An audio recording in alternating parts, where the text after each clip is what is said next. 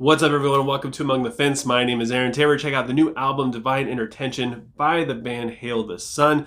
This is the post-hardcore band's sixth studio album since they formed in 2009. And I gotta admit, I never really listened to them all that much. So I decided to look them up, and I found that they were on Will Swan, the guitar player for Dance Gavin Dance's label, between the years 2012 and 2016, give or take. So it gave me kind of an idea of what they're going to sound like. I gotta say, I really enjoyed going through their discography, being a huge fan of Coheed and Cambria and also Circus Survive. It didn't take me too long to get used to the vocals, and even shorter amount of time to get used to the music, just because Will Swan's style tends to be a little focused on wheedly-dee guitar playing, which can be a little overwhelming at times. It's not bad, it's something I enjoy, but at the same time, because of its super heavy melody focus, it could be a little, I don't know, a little overdone. And I feel like Hail the Sun doesn't push that limit too much, as the melodies are pretty strong, but the post-hardcore elements of this is also really strong as well.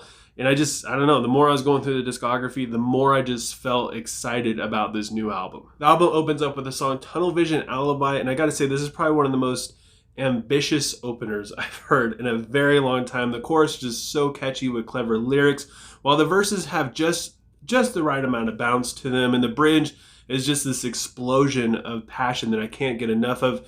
The music isn't too over the top, like I said. The melodies are very strong and they're there, but it's just all done brilliantly. And then we have the song Mind Reader, which has a little bit more of a prog touch to it, a little bit more kind of protest the hero-y.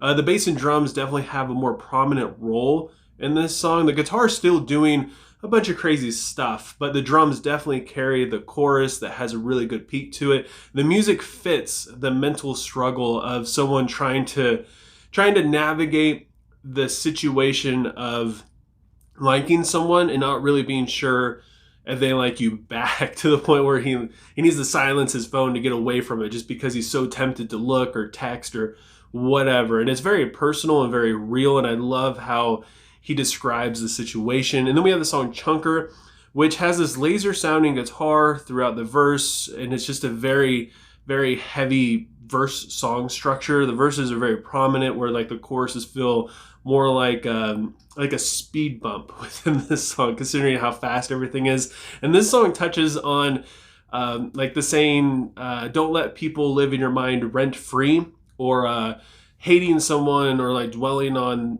someone you dislike is like drinking rat poison and expecting them to die. And trying not to live this way, realizing that my dislike for this person and my negative thoughts towards them are more unhealthy for me than anything else, and trying to snap out of it. 60-minute session blocks is an absolutely brilliant song. It has a glimmering guitar, and it becomes a little bit more melodic as it goes into the hooky chorus. And I just love how this song describes his therapy sessions, which are kind of a waste of time because he's not being real with himself or his therapist, saying that he's okay and he's happy. And even though this is kind of on the slower side of the songs, it's really proggy in its energy.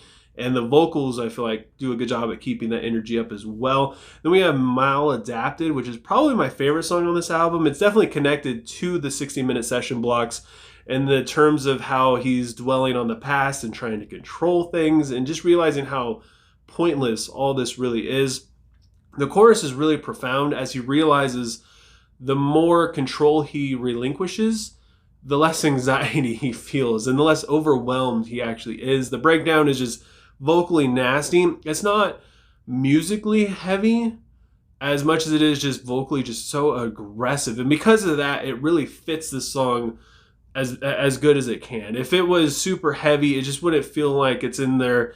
I don't know. It feels like it would be out of place, I think. And because they didn't change the music too much in terms of the tone and heaviness and bassiness of it, it makes it feel like it just kind of flows in and out so beautifully. The story writes itself is like the beginning of the back half of this album, which to me doesn't quite live up to par as the first half of it. It's fairly bouncy with a good guitar melody that builds up into the chorus that feels like you're floating. And the second time it comes around, it has an even more calming effect to it.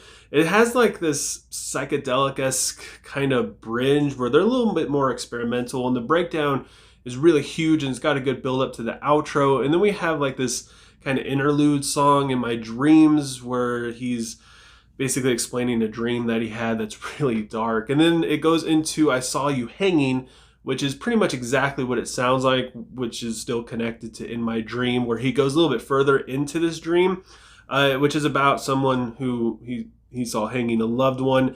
But it's kind of weird because at the same time he's saying like, I saw you hanging, but at the same time I didn't really care. Musically, it has a very nostalgic kind of post-hardcore quality to it. It takes me back to like old Armor for Sleep from like 2005 or so. The lyrics have great imagery. The songwriting is fantastic. Again, it's just the energy just isn't really there, and it feels like this whole back half of the album slows down the more we get into it. And with all that said, we now have the most aggressive song on the album, Tithe, which makes it feel even more out of place. He's basically pointing out the corruption of churches and its leaders and just how creepy they could be and how protective they could be of each other. And being on the more aggressive side of this, his vocals are very fiery, especially in the breakdown. And there's just a lot of different varieties going on musically within this song. It's another very proggy one. But most of it is just like, it goes from being like pure anger to kind of blissful. And again, in the back half where this album's kind of slowing down, we have this really aggressive song followed by the song Feeble Words, which is it's their slow song. It's a very gentle, calming song with a colorful guitar. It's basically just a foundation for the vocals that are very calming, and they're very forward in the mix as well. And then we have this song, Little Song, which is anything but in terms of emotion. And again, the energy is pretty low. The chorus takes up more than half of this song, which sounds about normal, but honestly, like when you're going through it, the chorus is extremely long within this thing. It's really big without it being in your face. It's referring to a relationship and the way they connect as it being a little song. And it's got great metaphors, and the outro points to this person basically no longer being in their life anymore, which is kind of sad. And then we have this song Under the Floor, which is kind of confusing because this song is about Wayne Gacy and his house and his court, and it feels out of place in terms of the subject, especially for a closing track. It does a good job at bringing the energy back up for the closer. It's a little bit more progressive in terms of its guitar melody that kind of plays all the way through. It does a good job at connecting the verses to the choruses for sure. I don't know. It just feels, it's a weird closing track considering you have so many songs that are connected to each other. This just makes it feel like they wrote a random song about this, didn't know what to do, so they just threw it at the end. But sonically, it's a good closer. I don't know. It was confusing for me for sure. I found myself enjoying this album a lot. I absolutely love the vocals and the musical melodies. All the instruments have their moments to shine through within the mix, and just the songwriting in general, especially the drums. But the bass definitely has its shining moments where it breaks out. You can hear some really cool bass lines playing around. The lyrics are absolutely fantastic. They have great imagery. He uses metaphors, but at the same time, he's also very straightforward about things, which is really cool. And I love the passion that could be felt in the vocals. You could really just feel it. And musically, you just get a sense that these guys love making music and they love playing together. Unfortunately, sometimes the songs can kind of sound the same because there's not a whole lot of tonal varieties within the instruments themselves or the vocals. And the melodies are great, but I don't know. I really wanted a cool riff, something that you can really bob your head to. There is some things that stick out, especially in like more breakdowns and stuff like that. But another like kind of issue that I had with this is just its cohesiveness. It feels like it's telling a story. It feels like it has this one subject as its base, especially when it's starting out, and then it just kind of falls apart as it goes on. I don't know. He struggles a lot with his mental health, but then he jumps around to different stories and stuff, and I don't really know how it's connected, unless if I'm just stupid and I don't know, maybe I'm missing the pieces and I'm just not seeing it. But I don't know. When I was listening to it, it just left me scratching my head, wondering why the whole subject matter of this album changed multiple times, and they don't really seem to be linked. So yeah, I just kind of felt like it was all thrown together lyrically in terms of the different subjects and the directions that they were going. And the back half of this album just kind of felt a little weak, especially after that just super good, ambitious start to it. It felt like it just kind of fell apart. They played a little bit more safe than the direction I felt like they were going in, for sure. So with all that said, I got to give Divine Intertention by Hail the Sun a 6.9 out of 10. But I want to know what you guys think. Leave a comment below letting me know what you thought of Divine Intertention. Let me know what you would rate it and what your favorite song is. And if you enjoy this video and you want to continue to see more of my videos, don't forget to give me a like. It helps out a lot with YouTube's algorithm with keeping me in your recommended list. And if you want to help support me and my channel, please consider subscribing and ringing the bell icon. Doing any of that stuff helps me out tremendously. And I just appreciate you guys so much, especially for just taking time out of your day to listen to me sit here and talk about music.